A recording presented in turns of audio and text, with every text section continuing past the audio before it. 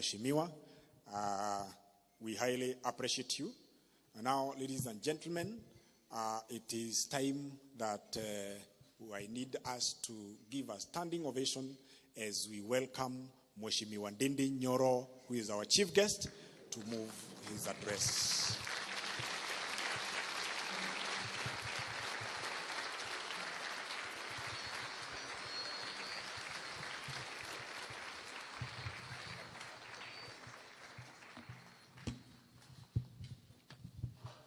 Thank you very much. Tunaweza keti tafadhali.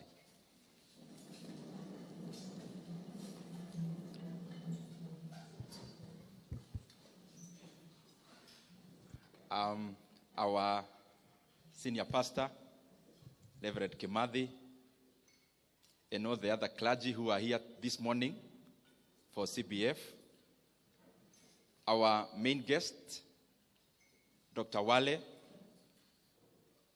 my brother, our MP for Nyeri Town, Mheshimiwa DMM, and of course Mrs. Maina, the organizers of this very well-organized event, led by my brother Ken Kiora, and all the other organizers who some I have met, actually in my office earlier, and all the participants of this forum, this breakfast, and this two-day conference. Good morning. Habari yenu? Muriyega? Asante sana. I am very pleased to come here this morning,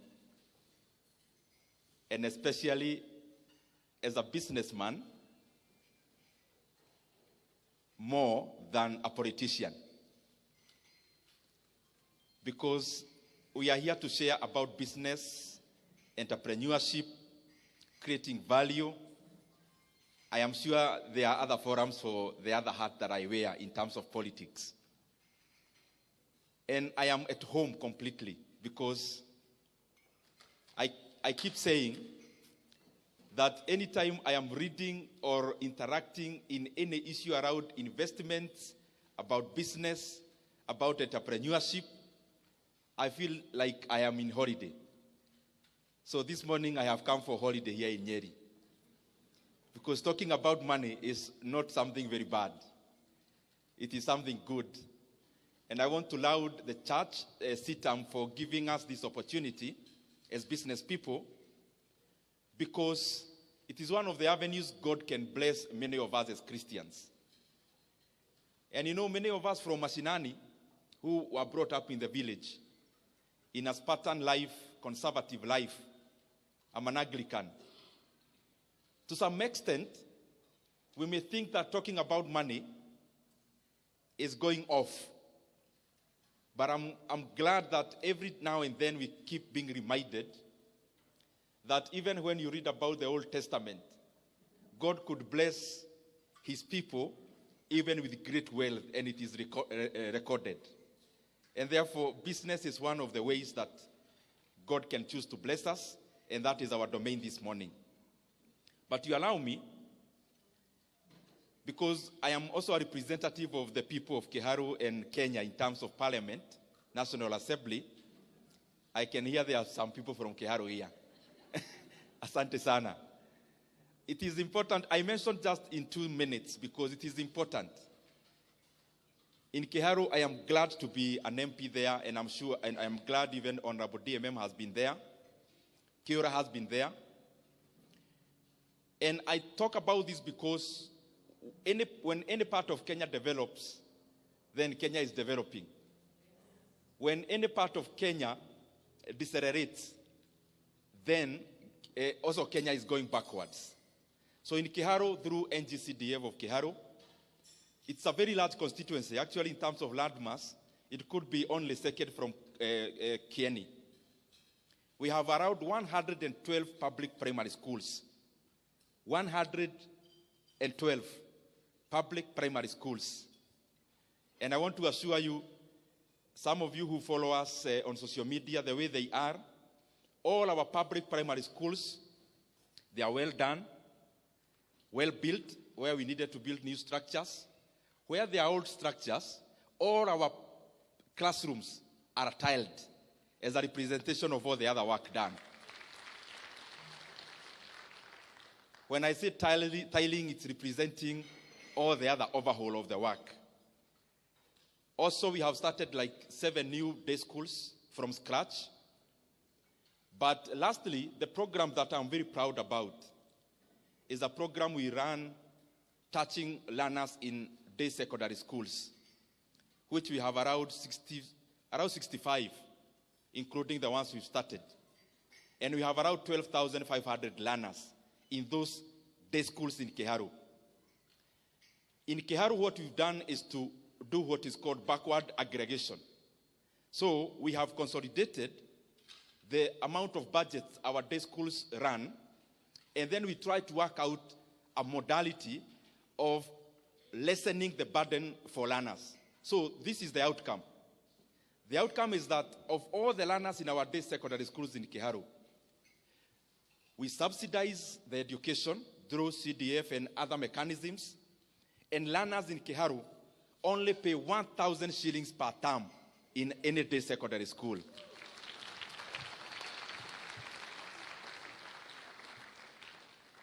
And where there is remedial teaching, because we would also encourage that, we don't actually permit in excess of 1,000 in the schools where there is remedial. And in that 1,000, learners eat in school from Monday up to Saturday. And they don't eat githeri every day. We alternate some rice, some this, some that, some that. And in the last Friday of the month in Kiharu, all day schools, the last Friday of the month, they actually eat chapati for lunch.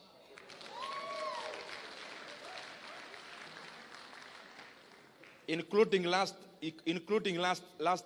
Friday, which was the last Friday of the month. We do this because we know the primacy of education in shaping society from the household level going upwards. We have also invested over 20 million shillings in buying of revision books for those day schools. We are building laboratories. We are building halls in terms of deepening knowledge and education. I have mentioned that because it is important. It is important because this year alone, because we have 2 sub-counties in Kiharu, it's large. We have over 2,000 students who have come from other areas in Kenya to live with their relatives so that there is school in our day schools. And I'm very proud about that. Because we don't ask for ID ya mzazi. Ati tuonyeshe mzazi ni wa hapa, anapiga kura hapa. Once you join our day secondary school, what you are looking for is knowledge. You will become a voter later. Our business now is education, not about where the parent votes. Let me come back now to the meeting.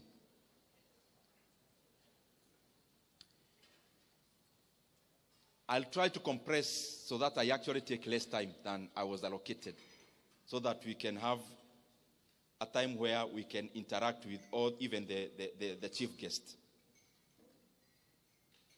We are here as business people. We are here as entrepreneurs. We are here as investors. But sometimes do you quip to ask yourself what is the difference? What are you? Because there must be a reason why in the dictionary there is a different word for being a businessman, for being an entrepreneur, for being an investor. Because if it meant the same, then it will be one word or one definition. So this morning, we need to trace ourselves so that we find whether we are in the right locus. But then, we know that Nyoro is a politician. Why was he invited?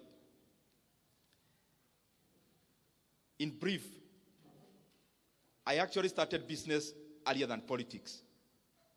Because in class 6, I had my first kiosk, class 6. And I'm not telling you those stories of I started a big farm with an apple or no. That's not what I'm doing. Out of necessity, from a mud house, from a father who was living in Kiadutu slums in Thika, and a peasant farmer mother, and in a family where the only person who had a car was my uncle, Matano, actually. After studying my uncle's life, I actually saw that he never progressed with education so much. So I thought I can take a shortcut like my uncle. Hakuna haja ya kujichosha na masomo. He was driving a KUI. He had never been to high school. So I started my first kiosk. And I could go buy some shopping. Hapo nyumbani kwetu kwa fence, nikakata nikaeka ka kiosk, asanti. But of course in class 6, when you have 200 bob in your pocket, there is nothing a mathematics teacher can tell you. So because I could not listen very keenly, my education ikaanza kwenda chini, ama grades. And my godmother, mwenye alinisimamia nikipatizwa, was my teacher and my village mate called Mrs. Karanja. So at the time wakati my father came from Kiadutu, he used to come over weekends. Kamwambia, your son is good, lakini masomo inaleta shida kwa sababu ya duka. So my father forced me to liquidate, but he was kind enough to actually pay me for the entire stock, which was just around 600 shillings. Then I progressed, nikamaliza hapo. Nikaenda Kiabugi Secondary School. It's just neighboring our place. And I'm saying this because it was more out of necessity. From my first year, hapo, Form 1, nikaanza kuwa cobra wa kushona viatu. And those who are there can attest. These are not stories where we only give as politicians. This is real stories. So I started mending shoes, progressed later into running school kiosk. School kiosk was being run by clubs, drama club, science club, officials. So I made sure I vied to be an official in almost all the clubs, so that I ran the canteen uninterrupted, so that we could buy some bread for the club, and of course some for ourselves to get the profit, and then to make the ends meet. Later on in my third year, my Form 3, Form 4, my elder sister had a mutumba in Thika. Maybe that's where I got the courage ya kuongea mbele ya watu sana. Because in my over holiday I used to go to Thika. Pahali inaitwa Mukereti, wenye mnajua Thika. Saa hii kumejengwa manyumba mrefu. But before it was a market. So I used to sell mutuba there. Kumi ni baobao, bei ni ya kufunga. Nguo za watoto especially I used to sell. University, when I was joining KU, I had 2 goals. One was to deepen my leadership. But number 2 is to expand in terms of business.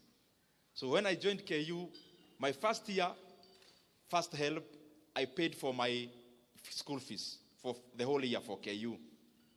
But the second semester help in the same first year, I, number 1, started a kiosk. Those who are from KU, you know KM. I started a hotel there, and I called it Vatican Cave. But, and I remember one time, it was Valentine's Day, we had gone to buy sufurias with a person I had borrowed some money ya kuanza hiyo kahoteli. That guy is called Wamwere, now he's in the UK. And we had gone to buy sufurias in Gekoba for that hotel of mine. Then, Wamwere told me I have a girlfriend. Alikuwa nauza phone accessories along Rudhuri Avenue. Since gari za KU ziko tu hapo karibu, matatu, tukaenda tukisalimia girlfriend ya Wamwere. When we reached there carrying sufurias, the lady was looking at us like she does not even know us. Later on, Wamwere was dumped.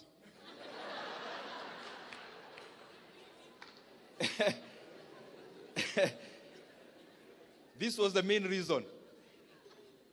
Kwa council ya wazee, this was the main reason. Number one, we didn't know it was Valentine's Day. So, he ought to have gone to see the girlfriend in a different manner.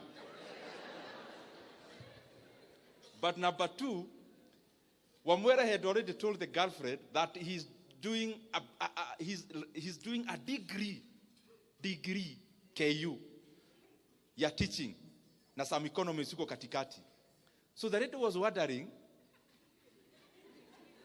hii ni B.Ed gani na economics gani watu wananunua sufuria? Kwani ni home science? So of course we started that business na tukafanya hapo. The classmates used to come eat. After eating they tell me tuonane class. And they know I used to skip a lot of classes because of that hotel. So out of my classmates who are here, I'll tell the chief if he's around, you made my hotel collapse. Then the same year, because I was determined, nikitoka mashinani, mi naenda, first of all to polish my leadership, but also to look for money. Yo ikaanguka hoteli.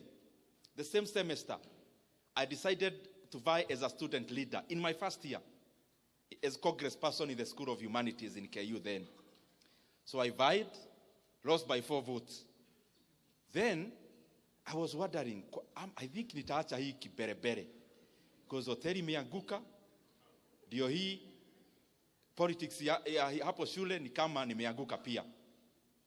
There is something that happened in my second semester in KU. My sister, anaitwa Esther, came to visit. I think she was the first person relative to visit me in campus. You know, sisi watu wa hiyo age, kitoka mashinani now you become a breadwinner. Sio kupiga simu utumiwe pesa, ni wewe utume help. So my sister came to visit, elder sister. I was so broke. I had started a hotel through my help and some borrowing from Wamwele. It had collapsed. I had vowed to be a student leader. I hadn't made it. We were so broke, tukienda kumaliza semester, we could barely afford a meal. So with my friend Jemo, who was either my roommate or next, hapo tu karibu, he was one of my best friends. So my sister came to visit, brought us meat, nyama, and we were so broke. Then we decided with Jemo, tukifanya hesabu ya kwenye semester imebakia, kula nyama inatuumiza. So we decided to sell the meat. So that we can push some days kukura ugali na madodo. So that first semester, long vacation. Hapa unamaliza mwaka uende second year. Of course me, I had decided sirudi mashinani. So my uncle akanipea kanyumba hapo Lang'ata. I used to go mguu mpaka town. Nikapata some internship in the Ministry of Trade. But then, when I was loitering around, I decided, my former MP called Genye Kariuki, niende nikamutoanishe kitu. So I was, you know, wakati yo comrade, saa hiyo nimematch kiatu ya black, of course iko na vubi, na trouser ya black, na shati ya black. Sasa unajiona umematch ile mbaya. Na nimebeba bahasha. As usual, sijui kwa nini, when you are a student in campus or after you finish, you always carry a CV as a default setting. So I was carrying a brown envelope, was going to my former MP's office, but I was going there, kumuonyesha, he can rely on me in terms of kura za mayouths, so that anipatie kitu, inipatie fare ya kukaa Nairobi. So nikapata ako meeting, I was told you can leave your CV, but I was not going there to look for a job. I was going there to look for money, cheap money. Then later on, he called me within that week, and I went to his office. And akaniuliza, kijana ulikuwa unatafuta kazi? Kamwambia, yes sir. When do you want to start? Today sir. Nikaanza kazi hapo ya stockbroking. The reason I've given all that background is because I do stockbroking up to today. And that is the basis where I learned investments. Raw investments, especially in the Nairobi Securities Exchange. So whatever you read about Kenya Power, that is the genesis of me buying shares. I'm sure some of you have read something about it. In terms of investing in Kenya Power, investing in the Nairobi Securities Exchange, that is my genesis. Later on, of course, started an IT company. We now, as politicians, we may not go into details. But I do business in IT, in financial services, majoring IT and financial services. I think was ibaki hapo. So business, you are a businessman. What's the distinction between a businessman and an entrepreneur? A businessman seeks to expand the business they are doing. My brother here is in oil industry. As a businessman, you are looking at how many gas stations or fuel stations we will have. An entrepreneur becomes more innovative and branches further from just deepening the business they are doing in terms of extracting more from it into being creative and innovative to venture into other sectors. So you could actually pass and say, a businessman seeks to expand whatever they know. An entrepreneur now goes further, even beyond what they know. Na mimi nikiangalia hapa naona nyinyi ni watu werevu. So sitafafanua vitu sana. Nikipitia hivyo najua mnashika maneno. An investor is what I'll talk about later because it's an area that I really enjoy. But the difference between this business person and an entrepreneur and this investor, what's the difference? In most cases, an investor will do, or the money for the investor will fetch them money passively. Is where you don't wake up in the morning to go check how your shop is doing. That's somebody else's business. You put in your money there, it's doing something for you. That is the bare, using superlatives, that is the top line definition. I want to talk about just a few basics because I've started many businesses also. Just some basics we may note here, and especially those who said they are huge business people. I saw your hearts. You said you are doing very well in business, but for now, it is in the mind. Just for now, it is in the mind. One of the basic, I have seen it is important. As you start a business, you don't start a business because the other person started. You start a business because there is a gap. Gap may be in terms of demand. Gap may be in terms of geography. It could be the same product that is somewhere else, but it's not yet in a geographical area that you are seeking to establish. That could also be a gap. Value creation. You can make money faster through creating value than through extraction. Many times you want to do business to extract money from people's pockets. And that is why you realize, and especially in a church setup, when you do business, you want people to sympathize with you because you go to the same church to buy you a product for that reason. That is not a reason enough. Just because I know you and you are my relative, you ought to create value. It is me who should be looking for your product. You shouldn't overconvince me simply by appealing to the soft side of how we know each other. That means there are some victims here. The other thing, bookkeeping. These things, they sound very banal. They sound easy. Bookkeeping. There is a story I keep giving all the time, and I'll give it. There is a time, me and my siblings, tukaenda nyumbani. Of course, we have a cow, like all of you in Mashinani. Or we had. So my mother anatembea Nairobi, siwezi lala hapa, nani atakamua ng'ombe? All the time, anaumwa na mgongo, nini? Ng'ombe. So siku moja tukaenda, kamwambia madheka hapa chini, kuja na kalamu. Hebu tuone hii ukulima yako inakufikisha wapi? Unapeleka kwa daily how many liters? These liters. Okay. Ukiendea, unapeleka daily, then unaendea chakula ya ng'ombe kwa daily. Hata hiyo arrangement iko hapa Nyeri. So you are given the net after wametoa chakula. Hiyo net unalipa mfanyikazi mwenye alikusaidia siku 2-3. Na unalipa pahali umekoboa you have leased some land for Napier grass. After we did the math, we realized, you know, I'm using that as a businessman. This is a businessman, a farmer, in you can say now, in agro processing or something like that, to sound sophisticated. Now, after kufanya hesabu, we realized the M-Pesa we sent home to the mother, to my mother, we don't send her money. We said what? We said the cow. Only that we use her phone.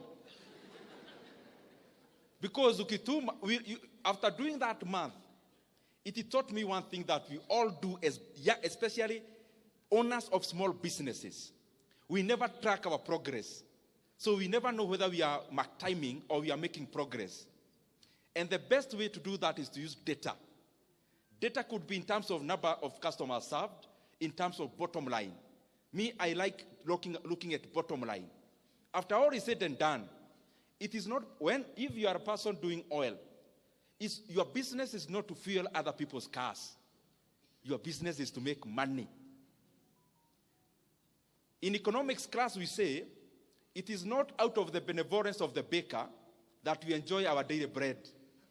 It is out of their selfish interest to make money that we get Ken Blessed coming to our local shopping center every day. And in the economic interaction, selfishness is what buys the economy. You buy a matatu there seeking to make money, and me, I open a hardware seeking to make money. That interaction of the market is what creates the economy. So as you start your small business early enough, track progress so that you actually know whether you are overstaying in a redundant area for too long. Market. Many times we are limited by what we know in the mind hapa. But do you know now with internet, there is a lot you can do. You look at market, whatever product you come up with, and please, especially those whose businesses are in the mind, polish your ideas slightly further. Don't just do a business. You know, kuna business tu yani unafanya unaona. You need to think deeper.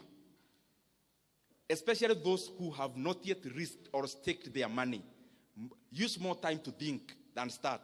So that you first of all think about the market. The market may not be limited to where you already know and can see with your eyes. Study. I'm not saying you hire professionals to do that. Do basic, even with the internet. Those who are already doing business and you have some capital, focus on there is something I keep thinking about, and I also do. Look for businesses whose barrier of entry is high, almost blocked. The highest margins are in businesses that have got high barrier of entry. Barrier of entry may be in terms of knowledge. Barrier of entry may be in terms of capital. For example, if you had 2 billion shillings in Kenya now today, and you are talking about building a real estate in terms of flats, me, I wouldn't, because everyone can do that. For example, if you look at banking in Kenya, yes, the core capital was increased. It has been 1 billion shillings. But do you know there are so many Kenyans with that kind of money? That is already a niche where the barrier of entry is too high. So even if there are like 40 banks, they operate like oligopolies. And that is why you realize in Kenya, unless it is totally run down, few banks make losses. I'm just making that as a CASA. Look for a business with a higher barrier of entry so that you can enjoy longer margins or bigger margins. This is the other thing I want us to really interrogate.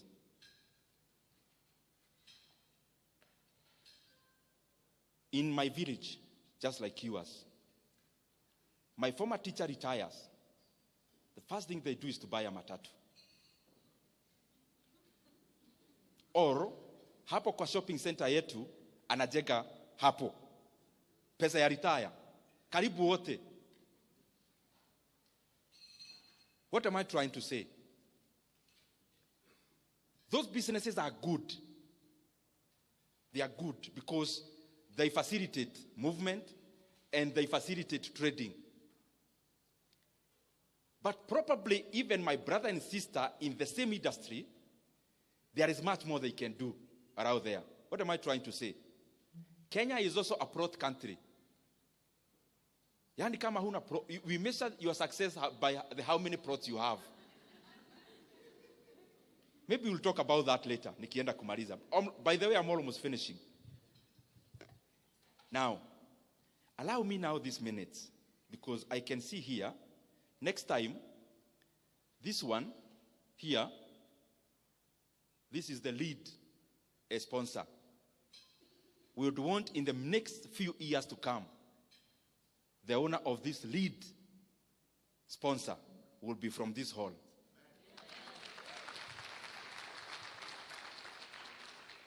And therefore, allow me the remaining minutes, even if you do not understand what I'm saying, and I only talk to 2 people who will do that, I'll be satisfied. So if you do not understand the things I'll be saying, uniwie radhi. Because I would rather talk to 1 table who may actualize, become this, than talk to all of you and start small dots of businesses.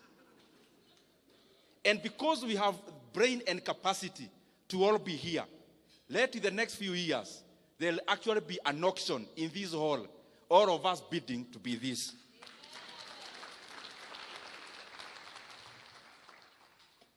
I'm talking about how we must fashion ourselves in this hall to move from being net worth of 500,000, net worth of a millionaire, and because all wealth is granted by God, that we also break that ceiling.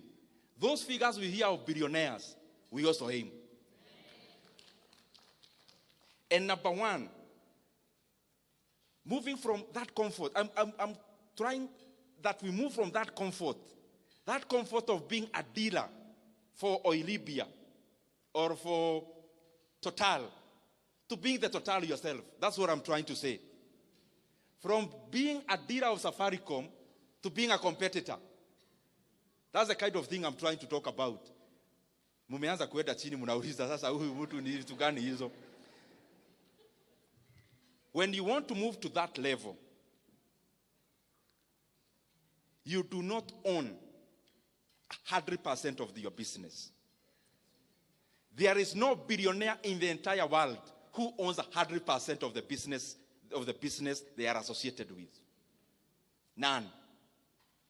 Mark Zuckerberg, in terms of Facebook, in fact, let me just to be precise, Jeff Bezos owns 12.7% of Amazon. Elon Musk owns 13% of Tesla. Bernard Arnault, the one for Louis Vuitton Moet Hennessy, is the richest man in France, actually. He owns 46% of LVMH. Warren Buffett, the renowned investor of Berkshire Hathaway, owns only 16% of Berkshire Hathaway.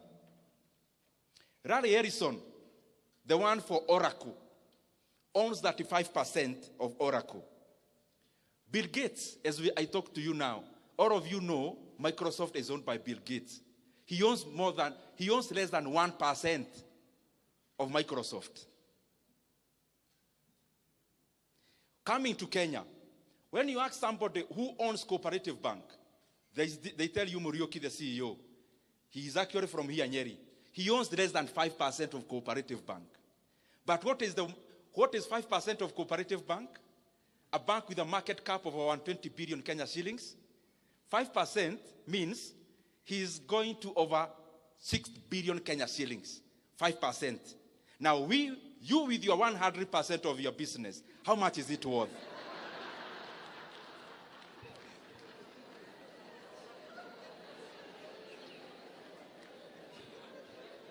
There is a friend of mine who is also my mentor. Can you tell me by a show of hand who owns Equity Bank? By a raise of hand, tafadhali. I'll pay something for that. Naona Wakikuyu ni wengi hapa mkono. Who owns Equity Bank? Monga. Very good. He is also a good friend of mine. So hata nikimkute hapa, he will not be offended. Somebody else who owns Equity Bank? Yes? Mwangi. Can you start? Sitakuita hapa. Najua public speaking, you can't ambush somebody. Who owns Equity Bank? Please rise up, my sister. Who owns Equity Bank? Monga. You said Peter Monga. Now listen, my brothers and sisters. Mwangi, the CEO of Equity Bank, owns 5% of Equity Bank. And all of you told me he is actually the owner of Equity Bank. If you look at the financial statements of Equity Bank, you realize the top shareholders of Equity Bank are not Kenyan. They are FADs, including Norwegian FAD. Do you know Peter Monga now owns less than 1% of Equity Bank? Now, keep your 100% of your business.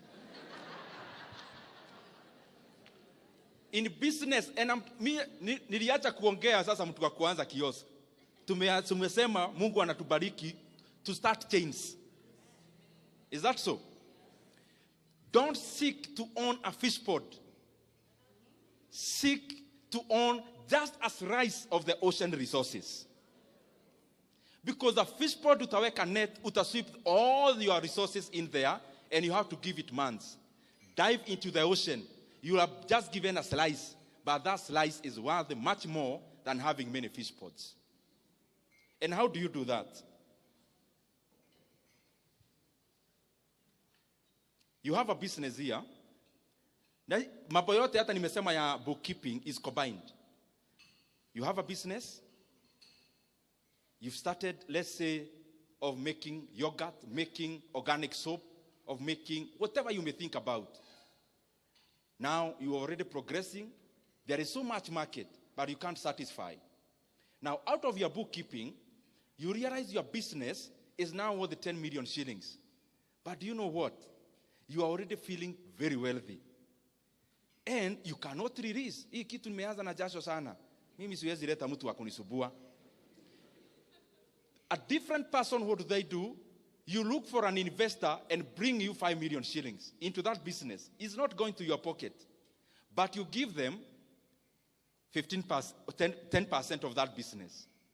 Now, if you receive 5 million shillings for 10% of that business, the valuation of that business becomes instantly 50 million shillings. You use this money to expand other markets, to expand your operations, to buy more machinery. Later on, you get another investor. Now you've already grown. Even people are noticing your brand. They come in, they give you 20 million shillings, and you give them a 20% of your business. If a 20% of your business is valued at 20 million, instantly, your business becomes 100 million. So even if the percentage continues to diminish, the aggregate continues to expand.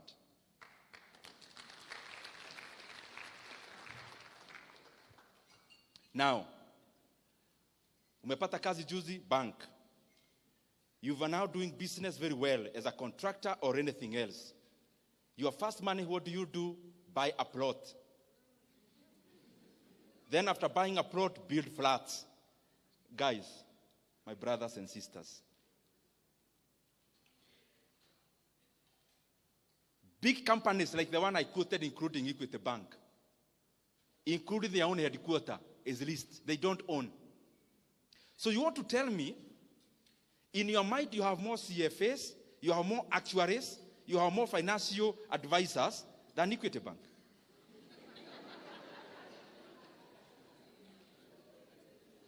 Old Mutual that bought even UAP here in Kenya. Old Mutual, you know it, is bigger in South Africa. Old Mutual, I saw in the Business Daily this week, they have put up for sale all their real estate assets in the entire East Africa. Wanasema, please come and buy. Hatutaki. Do you know, including that landmark Kitol building in Nairobi? Ile Christmas wanawekaga vitu hivi mataa mingi tunaona huko. Hata you wanauza, you can go buy. Maybe it's around 5 billion. Now, this is the company that is already divesting from real estate. And I am saying that with all due respect with my brothers who are in that business. I'm now talking to the buyer, not the seller.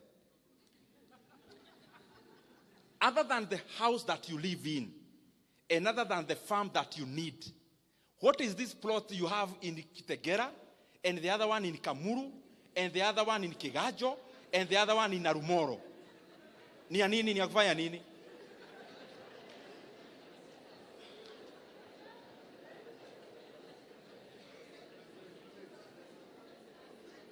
I am not saying that I am an oracle, but I just want to tell you, mimi sina pahali nachukuaga rent. Because you realize this business of building things, building, you are actually doing it for the satisfaction of the people who live in, not for you to make money. Because the return on investment on a flat, the return on investment is less than 8%. People will keep saying, oh, 12 or 15%, toa yote, and you give it time. It will oscillate and still settle down below 8%.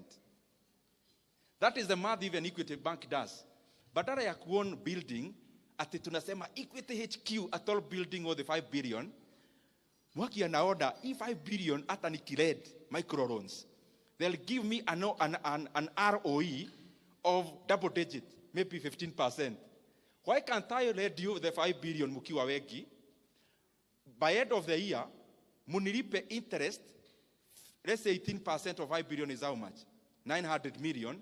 Why can't I give you, munilipe 900 million per year, then nilipe rent 400 million, then 500 million in faida? Let me ask you, when you build a house anywhere, including anywhere in Nyeri, your utility as an investor of that house is only the money you get, because you have no utility of living there. So your math must be very direct. Musianza hizo vitu kuwa sensational, owning a flat, nini. Let's be practical. You have 8 flats, manyumba mrefu hivi. Do you live there? So why did you build? To make money, is it? Is that the most optimal manner of putting your money? That should be your only consideration. Now, usileta emotions. Because if you live there, you can justify and say a utility of a house where you live cannot be justified by how much you are getting. You don't live there. You've not been there for 6 months. Your caretaker lives there more times than you. Then, watu hawapumui kuna furaha tunajenga ingine, and munaonaga all my friends who build, they are always on phone. We mwaga mchanga, kakoto lile, there is always a story hapo. Mahiga masione mwai yake, dimaithi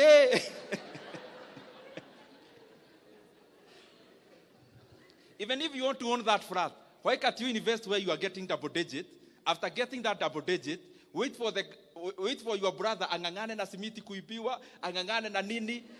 Wewe ukipata ROE yako ya 18%, after 5 years, through the faida peke yake, uende ununue akuwe amechoka on your behalf. Fanya hesabu, my friend. The other thing is that you do not need to use your money all the time. I do a lot of mentorship for university students in my office. And when they come, everyone, when they want to start a business, it is ni kama kamanyu kanapeanwa pahali. Sasa nikimaliza kuongeleza hivi na venye nimejikakamua leo, hata siongei siasa ati ni juu ya biashara. Then nikitoka hapo unajua utaniuliza aje, okay, umeongea vizuri, where do you get capital? That is the question that is almost resonates every time. Nitatoa wapi capital? Na mimi wacha nikuulize, capital ya kufanya nini? Because that is what you need to answer. All that, when you get somebody asking you, nitatoa wapi capital, hana idea. Because if you have a very well polished idea of a business, believe you me, you will attract money. And money is not just borrowing. There are many models of financing a business. And they are in Kenya also, not just in the US. Facebook never became Facebook because it was Facebook. Facebook became Facebook because people like Peter Thiel is a venture capital, invested money in Facebook back then. By the way, mathematics. Peter Thiel invested in Facebook $500,000 and got 2%. That's an pole. You mupate what I'm trying to say. And the other point I talked about 100% of the business. Peter Thiel, there's something called venture capital. And there is something called private equity. There is something called angel investors. What do these people do? They come, uko na idea poa, which can be commercialized. They give you money to start, but other than being alone, you see a stake in your company. You see the stake. Stake means a shareholding. So you seed. Once you seed, so biashara ikianguka, you don't owe that guy anything.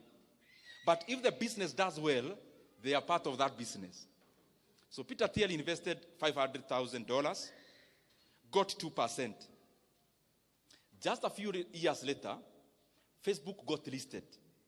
After listing of Facebook, he sold 2/3 of the 2%.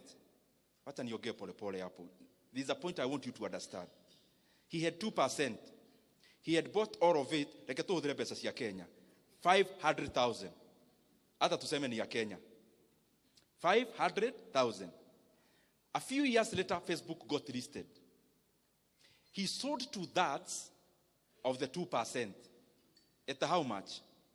$625 million. Now, what am I trying to say? If the Facebook founders never needed the money for Peter Thiel, Facebook would still be your 100% owned company now. It will not be the global company we know. The intersection of the idea and money is what creates a business. An idea with no money to start it is still a dream. The intersection must appear of this idea and money. And you haven't even tried. You are just saying, wanatuongeleshaka maneno ya biashara tutoe capital wapi? You have not even asked anyone to give you capital. How do you know people are not willing to give you money and you have not asked anyone? And then mtu anauliza hapa, who are those venture capital? And who are those PE? This is my answer. That is precisely also an opportunity for you. The fact that you don't know in venture capital or private equity in Nairobi or Nyeri is already an opportunity for you to be one. Why? Because here there are people, by look of the introductions that we got here, there are people who have 10 million lying in the bank. There is already a person here with 10 plots. That plot, what is it for? That money can work for you faster elsewhere. Start a venture capital. If you don't know one, you don't ask me. Nitawatoa wapi? It has already an opportunity for you. But they are there. I mean, you can use the internet. Now, this is something else I know about money and investments. And I think I had made some notes, sana spedi kurifa, but I didn't want to, I wanted to mention a few things precisely. In everything, let me paraphrase. Everything is buy low, sell high. Everything. Buy low, sell high. When you're talking about commodities, even manufacturing, there is one sentence I'm looking for. Now, you make profit. Just listen to this. You make profit at the point of purchase, not the point of sale. You do not make profit at the point of sale. Profit is made from the point of purchase. That sounds like investments, but it's also business. When you are a media house, what do you sell to us, especially at TV? You are selling something called eyeballs. People watching you. That is your product. So, how can you buy cheap eyeballs And then you sell expensively in terms of your adverts, pricing. In business also, business that has inputs and outputs, you do not make money when you are selling the product. You make money when you are buying the inputs. When you squeeze to the lowest point possible, the buys, at that point you've already made your profit. But then all of us here focus, pesa unatengeneza ukimaliza kujenga hiyo kitu unajenga. No, money is made at the point of purchase, not at the point of sale. For you as a businessman, I mean.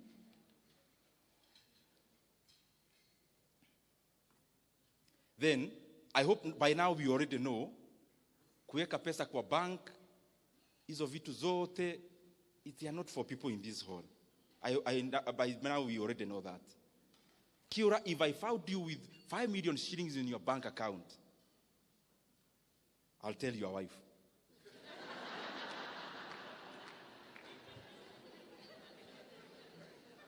For them to realize you are not as they think. I think by now you already know. When you have money, you just want to see, many times even me, when you make your first, let me not mention things, money a lot, but when you make your first that one, unaenda bank, unaitisha statement. Ndio uone hapo chini imeandikwa nini, na pia kashia unamwambia hebu nisomea vizuri hapo chini. So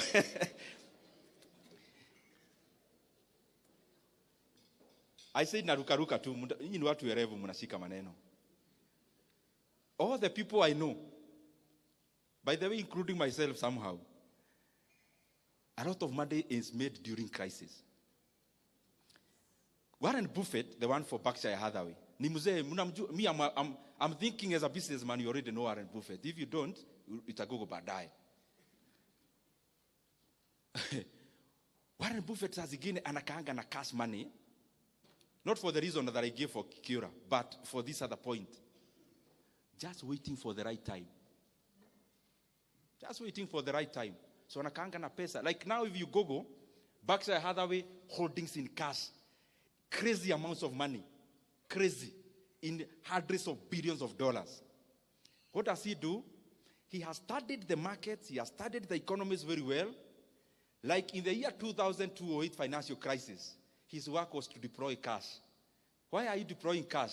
There was a crisis. Financial crisis in the entire world. So what was happening? Companies were collapsing. So Warren Buffett, he was happy. Companies were begging him to buy them at any price. So he bought up a company like Bank of America.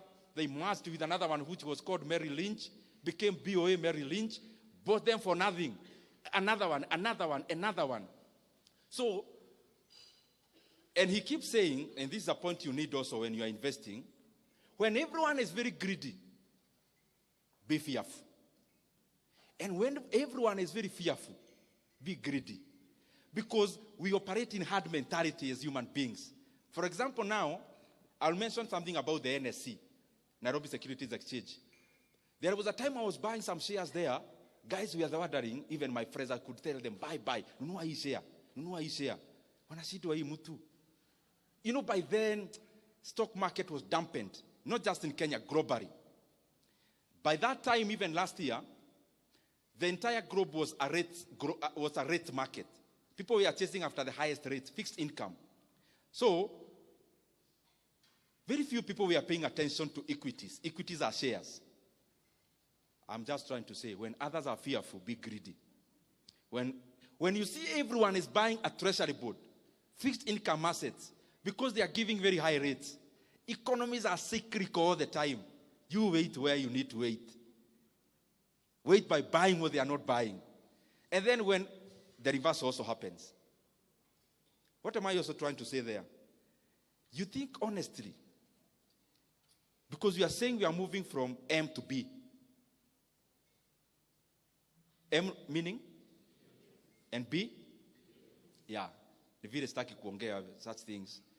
They may appear differently as a politician talking about that. Now, you want to tell me you want to move from M to B, and you can't do basic analysis about your own money. Study markets, study economies. Do you know the time you invest in your day-to-day business? You know, running a business is very tedious. Tedious. You think about, I'm referring to my brother a lot because I was told what he does. Mafuta, ukienda short ya 3 bob ni hasara because that's all your profit. Every time you are laboring your mind to the extreme. You also need to invest some time learning, studying threads about the economies. How do economies operate for the last 20 years? So that you have a view of how is it likely to operate for the next few years. And you can do that. You don't need professionals to do all those things. You study Kenyan market, you study South African market, you study American market. You can always predict the next time you're having a financial crisis. Even if you are not very precise, you'll not be very far away. And those are opportunities to make money. That's what I'm trying to say. It's not for exam, it's for making money. When you have, now I'm talking about business people and entrepreneurs. As you continue growing, of course you must learn to use professionals. Umeanza biashara, uwezi ajiri hata accountant. HR kuajiri, HR is your wife and you are the CEO. There is always a premium they bring, and especially structuring your business to be a corporate. Stop running a business. Start running a corporation. A corporation where, even if I needed to invest in your business, there is something I can fall back to as data. But you also need to be very obsessed with success. If those of you who like reading, I would challenge you, look for the autobiography of Elon Musk. The one written by Isaacson. I think he's called Isaacson. Those who can read. And you realize, my friends, those people, like now he's worth for over 400 billion US dollars. 400 billion US dollars. US dollars. US dollars, 400 over. US. When you read that book, then you start realizing, hakuna vitu ati utaokota tu kwa jia. You have to have an obsession to succeed. Not just at the feeling. Some obsession so that unashikilia, and especially when you had already done your basic analysis and you know what you are doing is right, you have to have some obsession. And I've seen it across people. You read about the founders of Apple, Elon Musk, all those guys I'm mentioning, you realize you need to be obsessed to succeed. Decision making. There is something I want you to always have in mind. And especially, I have seen it rife in investments. I've been in stockbroking since, for example, my first year in KU. So I've seen cycles of downs and ups. And I have seen in life, just as in business, just as in entrepreneurship, here you are all employers. Me, I'm not talking to you as employees anymore. Because you already decided, those who are in jobs, you are resigning soon. I think we agreed that a long time ago. Otherwise, you're in the wrong forum.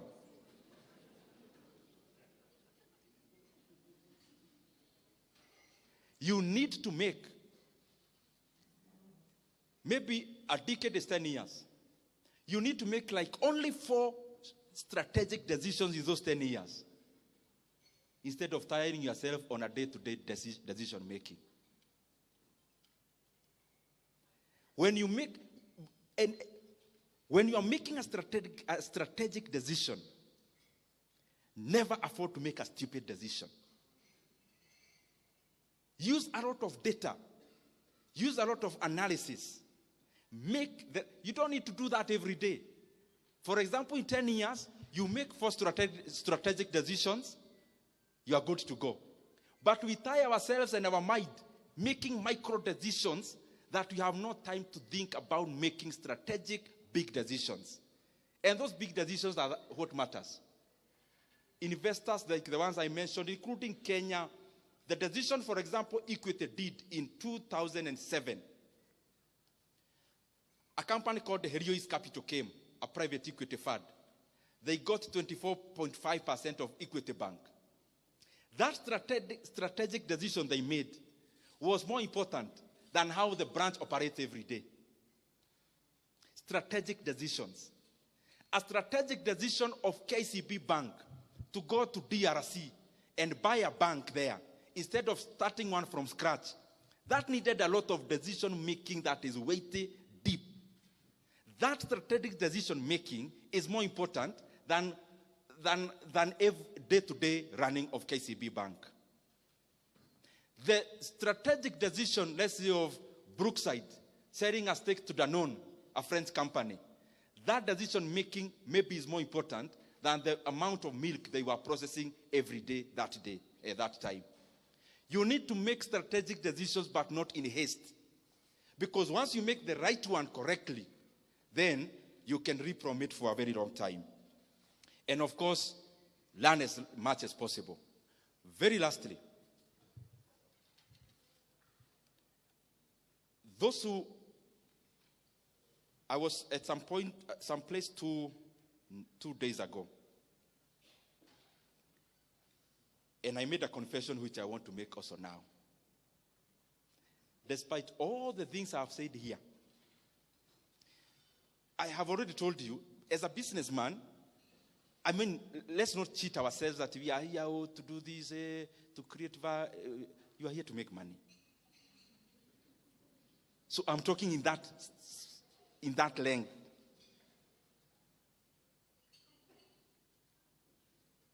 You know, when you're marketing a house, oh, I want to make good living upwards for other people. You're there to make money, my friend.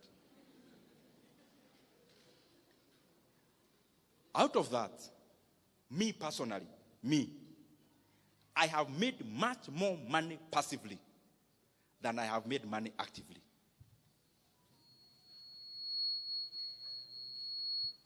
And I'll give you one because it is public information which you have read. I see on Twitter, stima ikipotea munaanza maneno. Me, I have never even been to Kenya Power offices because I'm just a passive investor. Passive. I have never been there for the last I don't know how long. The last time I was there was in my capacity as an MP ya kufuata stima, in my first term. But this year, last year, this year of Kenya Power, you can Google at your own time, was trading. Last year, a time like today, was below 2 shillings. 2 shillings. 2. Meaning, if you bought shares then, if you bought 1 million shares then, you would have spent how much? 2 million shillings. Yesterday, which was Friday, Kenya Power share, after dropping slightly, I know it still go somewhere up, was 13.5 shillings. 13 point? So how much is that? Your 2 million is how much?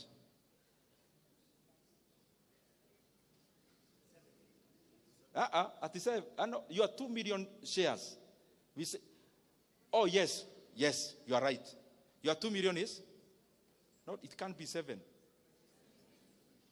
Fanya hesabu, 2 million shares would have bought you 1 million. 2 million shillings would have bought you 1 million shares. 13.5.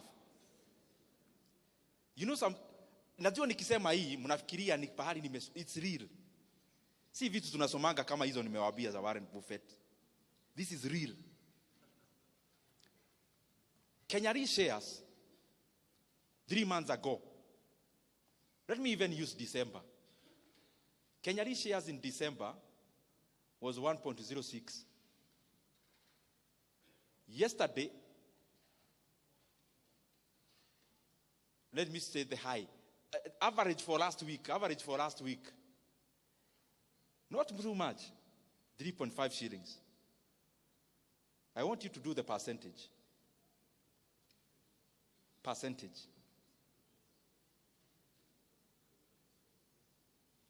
Kenyan shares, a year ago, a time like this, it was cheaper to buy one Kenyan share than it was to buy Peremende. It was maybe 3-point-something shillings. As of yesterday,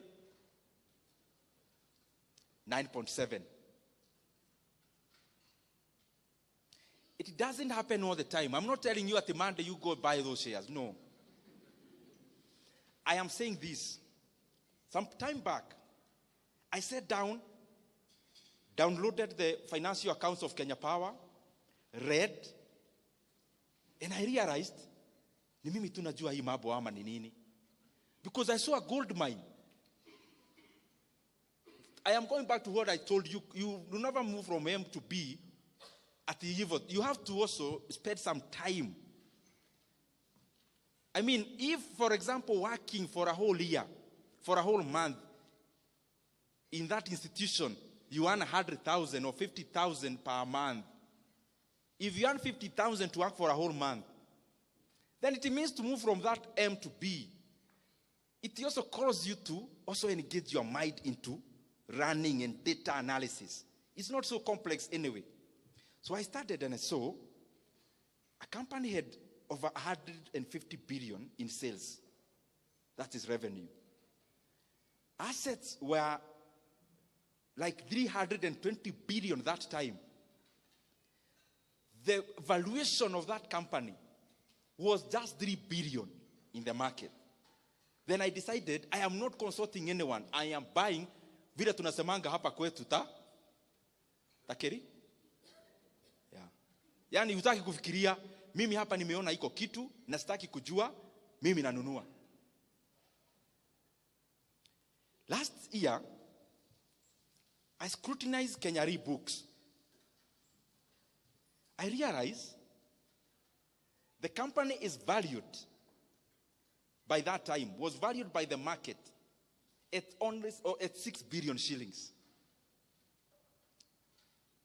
The entire company. Because when you're buying shares, me, I don't advocate for trading. I advocate for investing. Invest like you're investing in a company, not trading shares, no. So I see a company worth 6 billion, but they had declared profit that year of 5 billion net profit. Can you just imagine? Ile story tulikuwa tunasema ya Proti. Proti will take you 10 years to recover your money. That's what they say, 10 to 15. Now here there is a company which was worth 6 billion, but net profit for 1 year was 5 billion. Then I scrutinized further. I saw their cash and cash equivalent. These things are online. You can actually check. And that you don't need to be an accountant. I'm not one. I read and saw their cash and cash equivalent by then was 35 billion shillings. Do you know what that means? And then I read further, they have no loan. Hi.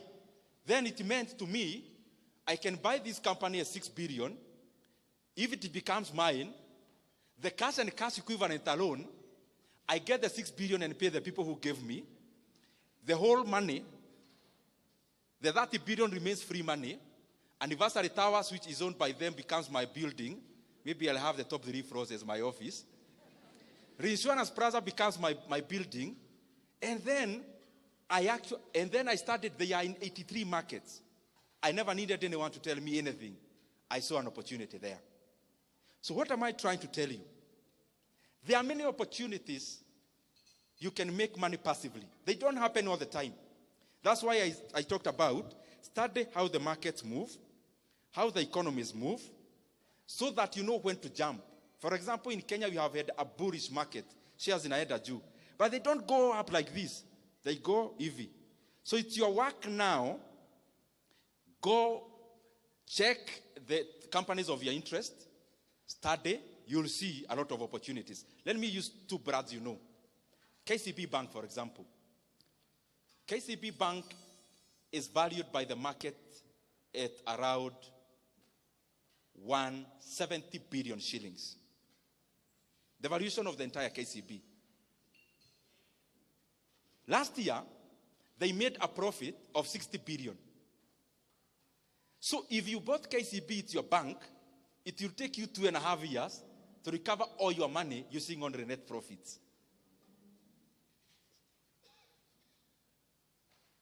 Equity Bank, for example, also. Equity Bank is valued by the market at around 211 billion shillings. But their first half year up to 30th June, was 31 billion shillings. So they will likely make 62 billion 1 year profit. So it will take you, if you bought the entire company, less than 4 years. Proti Narumoro, Proti Kamuru, Proti wapi, hiyo Proti alafu unapigiwa simu, hemu doraita maiga haha. I mean, then you have a home in Hapa Nyeri, another one in Nairobi. Now, because you have money, you also want a home in Mombasa to be sleeping there over Christmas. And then the entire year, you have a caretaker maintaining that plot for you. Thank you very much. May God bless you. Nimemaliza.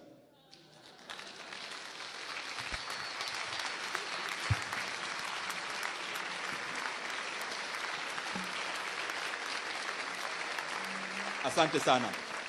You may sit.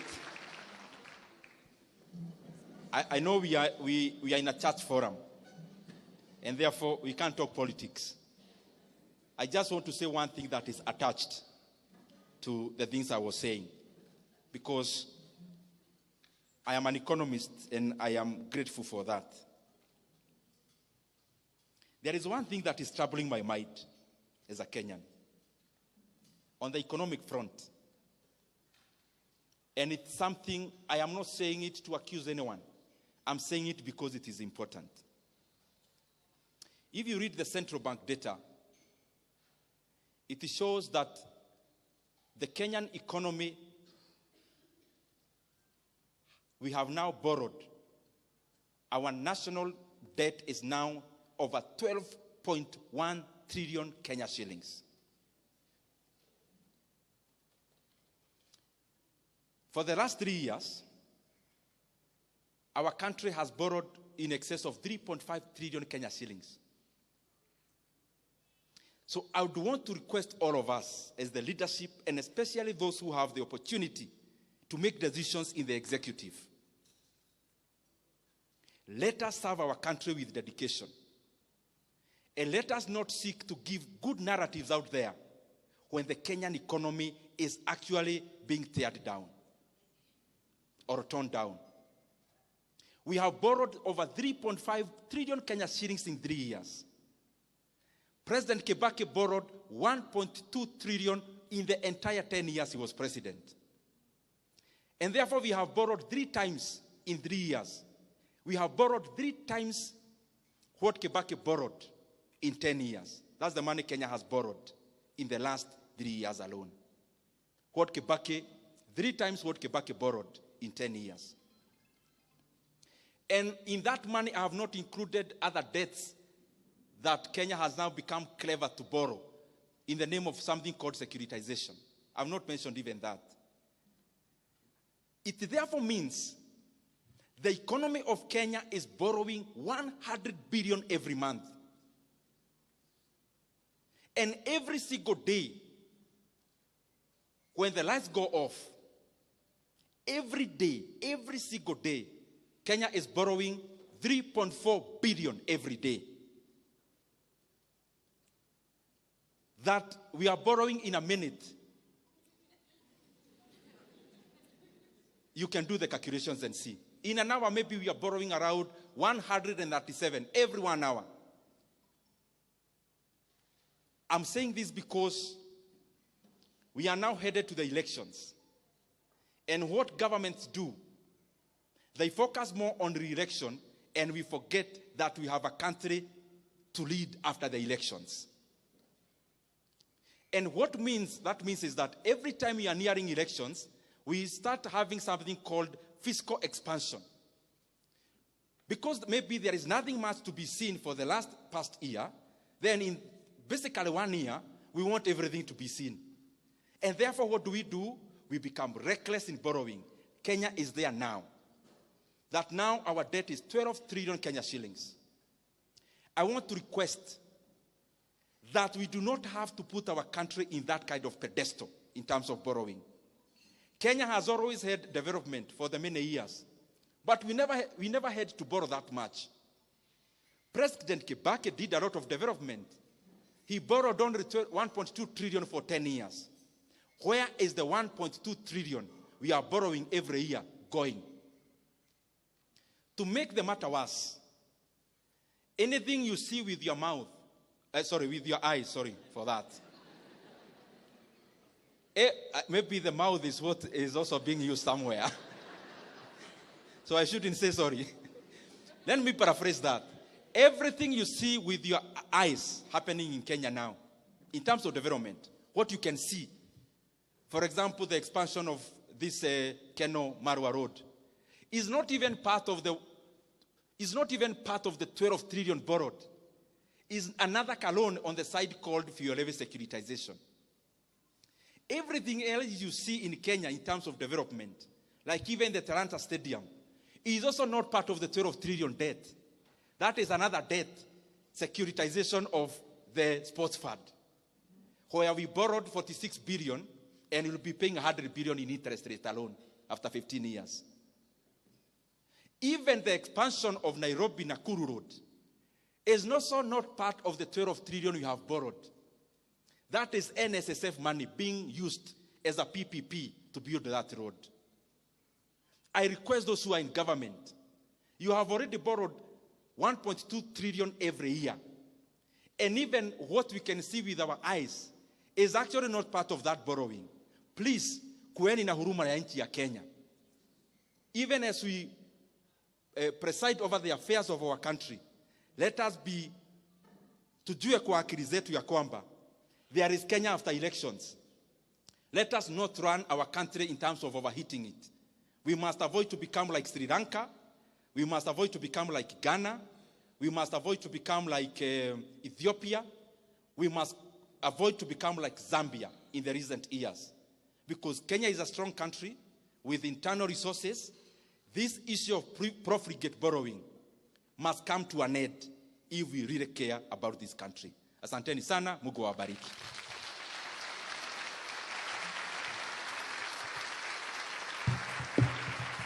Thank you.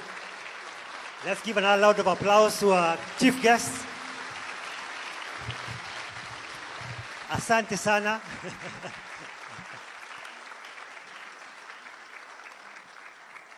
I'll kindly request Bwana Mheshimiwa to come back. Did Nyoro come back on stage here? I would like to present you something. And you'll also let me put your heart to rest to tell you that I'm one of those people who stopped that oil business. I'm no longer peddling that on. I did my mathematics and it came not equal to. Nikaachana nayo. But thank you for your support, Mheshimiwa. Let me invite Carol to come and present, to come with a gift. And then I'll call on Reverend Jacob and Kiora. Please come.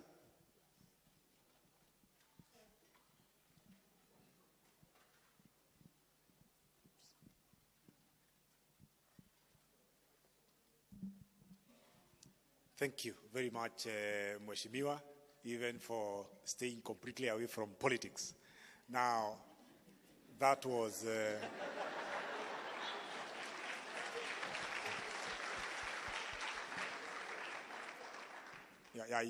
in Sitam, we don't do politics in church. We allow people to form their opinions, and thank you for highly respecting that.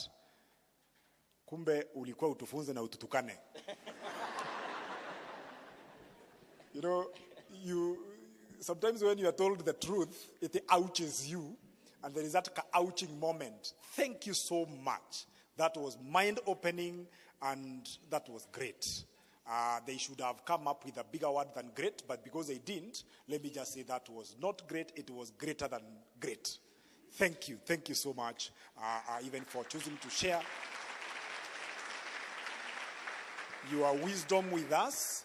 And I would want to welcome Reverend Dr. Kimathi to gift you a small gift. You know, in Africa we say all gifts are small. That's a brown kiondo. It's not a brown envelope. And thank you so much for honoring our invitation. I am sure you will be back soon. Would you want us to invite him again? Thank you, thank you, thank you, thank you. Thank you so much. And before you go, we have a very, very posh place to stay around here. And when Mheshimiwa takes you around Nyeri Town constituency to Kagua, whether he was a good student or not, I am in my hands holding a gift voucher for a whole 2 nights at the Rhino Watch Lodge, which I want to hand over to you. Thank you so much.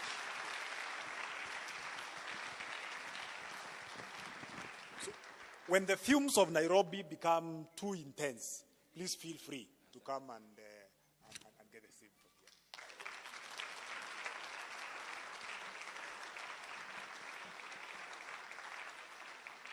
Thank you, Kira. Thank you so much.